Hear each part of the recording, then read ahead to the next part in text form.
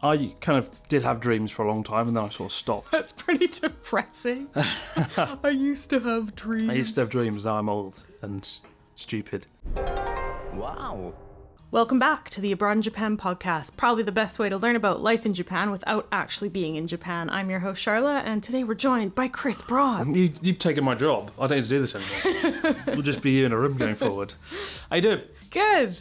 It's good to see you. Thanks. Even though I've been with you for too many weeks now. It's been years. And here we are, guys. Again, we're still on the road around the UK.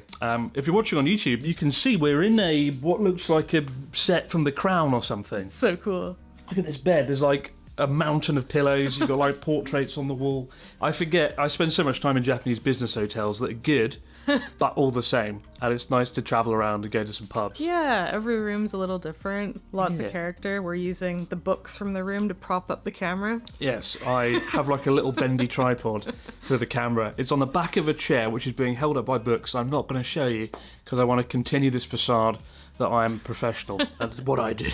So we got your questions of Instagram. That's right, we're doing a Q&A today. It's been a while, and thanks to everybody who sent them in. Check out Instagram, Abroad in Japan, or Sharla, and we post there a lot, especially as these days I find we recently released the 101 Things to Do in Japan video, and YouTube didn't really promote it. A lot of people didn't get notified. Yeah. So things like Instagram, God forbid, are good ways of like following us and actually learning what's happening. But it's a long video, so I get that. But I wasn't the only YouTuber who complained about it. There was quite a few online. Yeah, there's a bunch of changes or something happening on YouTube this month. Not quite sure. They never really tell us what's going on. We just kind of notice a big dip in views and wonder what's happening. It's a bit scary. It's a bit like working at like a marketplace. You've got a big market and you're still, you grow it year by year. It does better and better. And then one day, without warning, the people that own the market start putting cardboard and start boarding up your entire stall and sort of hiding it from the rest of the market without telling you why. That's the best analogy I can think of. Pretty accurate. Yeah, YouTube. Hopefully anyway, it sorts itself out. But yeah, we're answering your questions. Thanks for sending them in. Here's a positive one to start off on. Have either of you ever reached the point you were going to quit YouTube? Yes. No. What made you go on? I think the closest was after Journey Across Japan 1. You definitely go through highs and lows doing this. I still really enjoy making videos, even if I might have a gripe with YouTube itself. I love making videos. I love scripting and planning and filming, and I think I'd be doing that no matter what. But it's definitely gotten a bit tougher over the years, I've found. It's weird because I think both of us, and most YouTubers, you see your subscriber count go up. So you think, I'm going to get more views. It's great, you've got more subscribers. But actually, the views keep going down. And it's not just an us problem again. I don't think there's a single YouTuber I follow whose views haven't sort of gone down. Yeah, well, they've changed how the algorithm share your videos with people. It used to be whoever you're subscribed to, you would get all their videos in your feed. It's not that simple anymore. I remember speaking to a YouTuber, really famous, big YouTuber that you'd probably all know.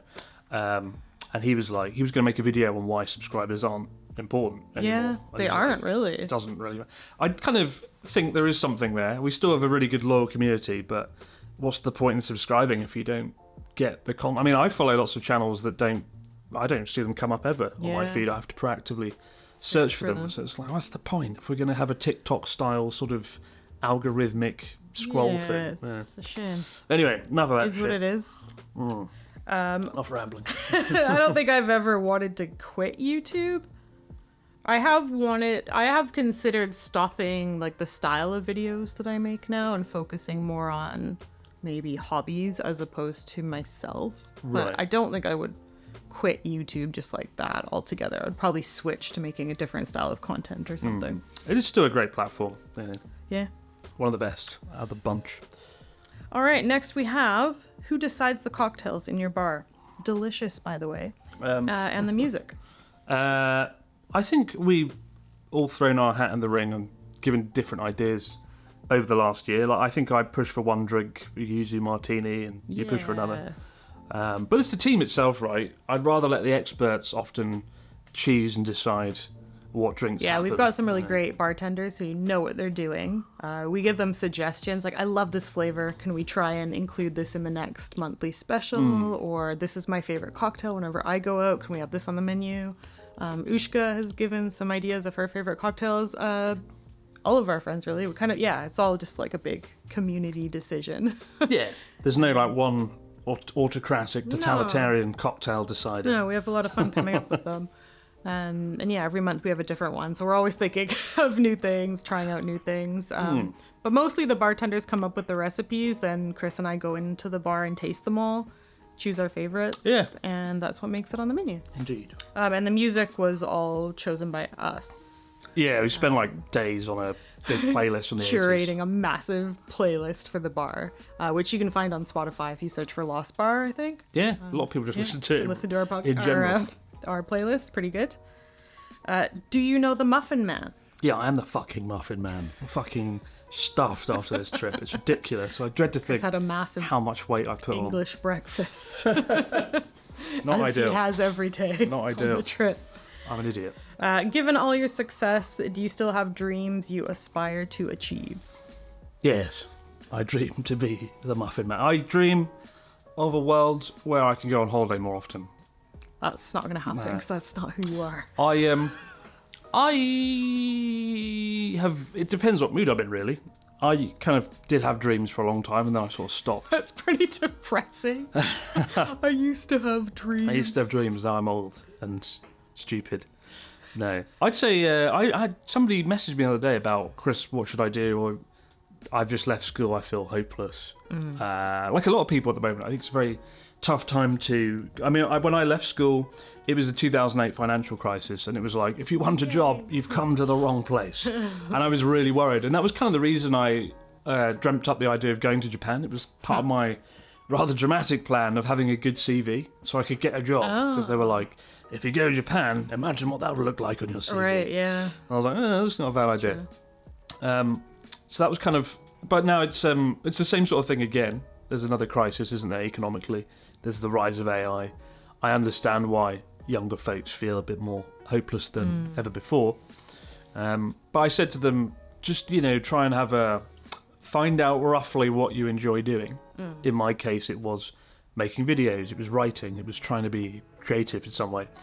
Try and find out what you like to do, then set a goal of having a certain job in that field, and then reverse engineer it, sort of with a 3-year timeline. I find most goals and most things can be achieved within 3 years if you set your mind to it. I feel 3 years is realistic, so whatever your goal or dream is, set a 3-year deadline for it, and then reverse engineer it and think how to get to that place, But don't chase money or fame. I really don't recommend money or fame. And I think that's another trap a lot of people are getting into, thinking if I become an influencer, a YouTuber, a streamer, whatever. You need to really be passionate about doing it, or you're not going to continue. If the only reason you're doing it is to get famous, I think you're going to get sick of it really quickly, because it's going to take a while to get there. I mean, think of any YouTuber that you know, really, and it was a hobby that got sort of out of hand. And most of the time, yeah. But I think one problem with shorts and reels and shorter content is it sort of maybe lulls people into this false sense of security that they can build a career out of making shorts and reels, where it is, I think, a lot harder to do that, to make a living off of short form content. But we just went to, we were down in Cornwall the other day, and we met a friend of mine who I went to university with, who I hadn't seen in 13 years, a wonderful guy. And he talked about how after university he got a job in London, he made good money, but he got very burnt out and he lost his sort of zest for life. He didn't know what he was doing anymore. And then he chose to basically start a surfing company. Moved down to Cornwall and started a surfing school. Yeah. Pretty cool. It's very cool. I mean, make no mistake, it wasn't easy, and it sounded like starting that business was really tough. But because he was working for himself, those long hours were a lot more, empowering. He was allowed to get through them. Yeah, that's the thing. When you work for yourself, you don't feel as crap about working all day every day. Yeah. Kind of enjoy it more. That's a good way of putting it. You're building something. So he was, it was tough, but he was feeling a lot more fulfilled having this company, running his own business, living somewhere that wasn't London. It was really inspiring. I actually want to go back and make a video about his story, because I think learn to surf. And learn to surf, because I wasn't that good before. Once and for all. But yeah, I think his company was called Blue Surf, something or other. Blue Surf. Blue Surf Company. Cool. near Newquay. Yeah, so down in Newquay and you're learning to surf. Yeah. Check out apps. He's a good lad though. Good guy. All right, what's next? Was there ever a time when you were genuinely scared or afraid that something wouldn't work? You go first. I've talked a lot. Is this like YouTube related? I'm not quite sure what they're... Were you ever scared getting or genuinely afraid that something to wouldn't date me? Every day of my life. How dare you? How dare you? I would say no. I don't tend to worry about if things will work out or not. Just kind of see what happens. Do your best. You can't control the outcome. You just do your best. Yeah. Don't know really. I'm not much of a worrier. I don't plan things or worry about what may or may not happen. Just kind of do them. I think chess boxing. I was That was genuinely probably, afraid. Fair enough. Getting punched in the face in front of 50,000 people. I was a bit afraid. Probably not as afraid as I thought I would be, actually, about that. I think the most nervous I've ever been was probably a TEDx talk, a TED talk I gave in Sendai. That looked terrifying. We had to talk about something important for like 20 minutes from memory. And that was really scary. And I was the last fucking speaker. Of course I was. Oh no. Was everybody really good before you? They were all right. I mean, I think, yeah. I was going to say, no, they were rubbish. They were good. I was going to say, Ryotaro did do a speech did himself. Ryotaro do one? Not that day, I think. didn't know that. Unfortunately, the bar got lower after that event. And I had to get Ryotaro on. He's a very good speaker, though, and he's very confident. Yeah, he's I am really not. Good. And I remember being in my apartment in the day before, and I'd written the entire sort of talk down on a bit of paper, and I read it about 100. I think I did like 50 times or something. Oh my god! And by like the 25th time, I could do it from memory, and I would recite it over and over again. 20-minute speech. A 20-minute speech. It's wild. And I think if you watch it back and it's on YouTube, I don't come across as nervous. It's pretty good. I did all right somehow. Yeah. And I think after the first minute, I was like, oh, it's not that bad. It's that anxiety, right, is sort of worrying about things that never happen most of the time, that don't happen 99% of the time. So, yeah, be mindful of that. Don't let anxiety get the better of you. Next. Would you consider starting another business venture alongside your eSIM and your bar? No. Chris is at his limit. Burnt. This year's been an absolute joke of a year. I think last year, riding high off of doing some great things, did the cycle, had some cool videos, went to Buckingham Palace. And I think the plan was we'll open the bar and then a year later we'll have the eSIM thing. But unfortunately the bar opened like 6 months late. Yeah, there was bit of a delay with the construction. Yeah, and it sort of collided a bit with the launch of the Everything eSIM stuff. kind of came together at once. Somebody said, I saw a comment that they were like, I think Chris is overstretched. And that's true. But actually the main reason is actually the book. The reason there's been less videos this year is because I've been writing another book, and that is one of the hardest things you'll ever do. It's extremely hard to write, I find, especially if you're doing other things. Because to write, and I spoke to Gant about this actually, who wrote his recent anime film, Ban, which I need to see. Unfortunately, we missed it because we're travelling. The premiere. I think he said he went to like a writer's retreat or something, or he hid himself away. And I could really relate to that because to get in the flow of writing, you cannot have any interruptions. You have to be like to focus on that one thing. Yeah, and I haven't had that because I have been doing stuff at Lost Bar or eSIMs or filming volcano documentaries and stuff. So I did bite off more than I can chew, and I have no intention to do anything else business-wise for the next few years probably. But it's nice to have your own thing, you know. I don't want to get into this world where I'm constantly promoting products or other third-party things. It's nice to have your own thing that you're proud of, you know. Is good. And what about yourself? You've got the house you're doing. We're currently finishing up our next rental property. Almost there. Waiting on the kitchen. If you watch my videos, you've seen it's been a bit of a nightmare with the IKEA kitchen. Never again. But it's been a lot of fun. I probably wouldn't start a new one anytime soon. I've also got my stationery business.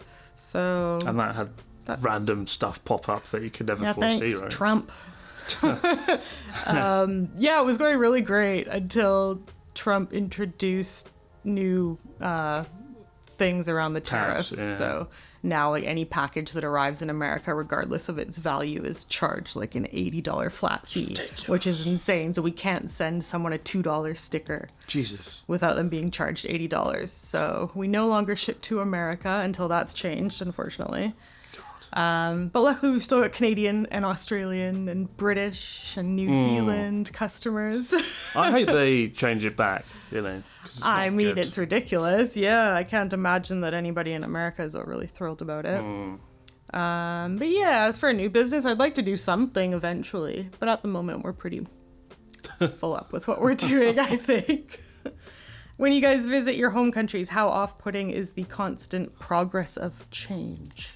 I mean, do you notice any difference when you go back to Victoria? No. I don't know what this question means. Doesn't seem that different. I mean, Where I'm from. I'm from yeah, Victoria. yeah. The UK is the same, really. I think it's Japan where you see the most change physically. Right? That's true. Buildings. And Yeah. things. If you had to leave Japan forever, tomorrow, what would you miss most besides the food? I think just some of the landscapes, the mountains. Obviously, I miss like Naski Yeah. the most. Friends would be number one. That's, of course, number one. But yeah, just the landscape and the scenery is Yeah. jaw dropping. I think I would miss like the countryside views because you can't get that. Yeah, it's not that the UK or Canada aren't beautiful places. Like, I think traveling around the UK the last Yeah, few days, I've been countryside's reminded. amazing here. Yeah, but Japan, It's just different. it because it's kind of like New Zealand, the topography. Like you've just got these like flat plains, then all of a sudden just a vertical mountain. You've got a river and a lake and And the stream, rice fields are pretty cool looking, especially in the summer. and the Tory gates that Yeah. line them. So Japan is a very uniquely scenic place, and I think I'd miss that more than anything. Yeah, same. What is the meaning of life? To show Viktor Orban around Tokyo. Well, check that one off. I still think that would be a great series, showing dictators around I Japan. would rather not. Colonel Gaddafi loved It's a lot Yoshinoya. of pressure. The meaning of life, I just want to like experience and see and do as many things as I can, and but it's been going quite well. But So yeah, far, so good. Yeah. minimize the bad emotions is probably the best way to go. Stoic philosophy's main thing. People think it's about like being grumpy and miserable, but Stoic philosophy is I don't just know why about. people think that. I kind of get it because people who are stoic are very like bland and boring and grumpy all the time. In theory, or Well, yeah. I guess it's more of like a lack of overreacting Yeah. to things. But really, Stoic philosophy is about minimizing negative emotions, and I think that's a good thing to have. I wouldn't say be happy all the time because that would be insufferable, but just minimize negative emotions, and that's the best thing for it. What do you think about it? Well, yeah, pretty much. Just do a bunch of cool stuff. Do a bunch Have of cool fun. stuff. Try new things.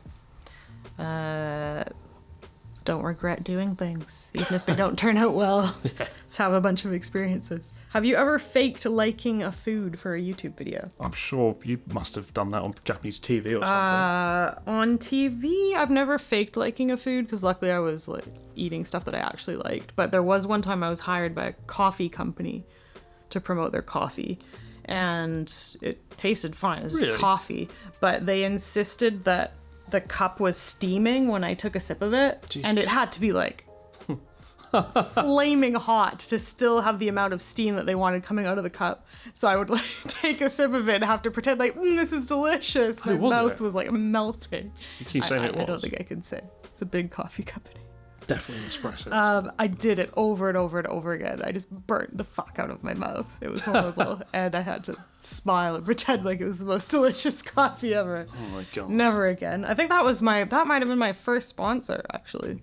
Jesus. Yeah, I learned What an experience. what not to do from that video. But in general, I feel like we don't fake liking food. If I don't like it, I say I don't like it. I think, yeah, I mean, if I don't like something, I won't put it in the video normally. The only time I do it is if it's like funny. For example, I did that. Is it nagashi somen, the noodles that Oh, flow in yeah, a pipe? yeah. Done that twice on 2 bloody wacky weekends. It's all right. Both times we hated it. Was it horrible? Yeah, it's disgusting. Oh. You don't need to do it. TikToker people love fucking sharing this shit.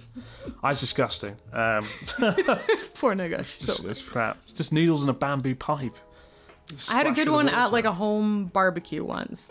My friend had set up the whole like bamboo track going around her garden, And we did the Nagashi Somen in her garden. That was cool. It looks like a theme park attraction. It shouldn't be heated. It's like a water slide yeah. of noodles. And then some like pickles on a Japanese TV show. I had to eat some Yeah. like pickles, and they tasted really not that great. And I had to be like, sugoi, oishii, amazing, yeah. But it was crap. Yeah. Not But good. I feel like in our videos we don't fake things. I'm pretty honest about not liking stuff. People get a bit annoyed sometimes. And I think that's about it. What about that one? Do you believe in God? What was your religious upbringing? What is it that you live? That's a big one to end on. I'd say neither of us are particularly religious, right? No, I wasn't raised religious in any form. I think I went to like a school, Church of England primary school, where you sing like hymns and do prayers and things. Quite common here, isn't it? Yeah. But like, no, I don't really believe in God. I like the Greek or Japanese way where there's like multiple gods or multiple kind of kami. Like, I like the Japanese way where they don't believe in like a monotheistic, like one god. They think everything has like A life spirit form. in it. Yeah. Yeah, and I think that's just a lot nicer. It's good. It's just, but then it does leave a bit of a vacuum because there are lots of cults and things in Japan as well. There's lots going on in Japan. It's not one singular religion here. It's Yeah. kind of all over the place. But yeah, no, I think no, don't really believe in God. And nothing's really changed since I came to Japan. Yeah. I mean, if you ask most Japanese people, do you believe in a god, they would say no. But it's interesting because they have a lot of strong cultural beliefs. They'll still go to shrines. They'll still do things like Obon. Yeah, they do have a lot of spiritual beliefs, but not in one singular god most of the time. Yeah, it's more of a cultural framework that people go by. Little bit of Shintoism, little bit of Buddhism, little bit of Christianity. They take a little bit from everywhere. Kind of just pick and choose. Ooh, that sounds nice. Perfect. But, you know, believe in what you want to believe, really. Just haven't really found much going on with religion, unfortunately. Yeah. Mostly comes down to how you're raised, I would imagine.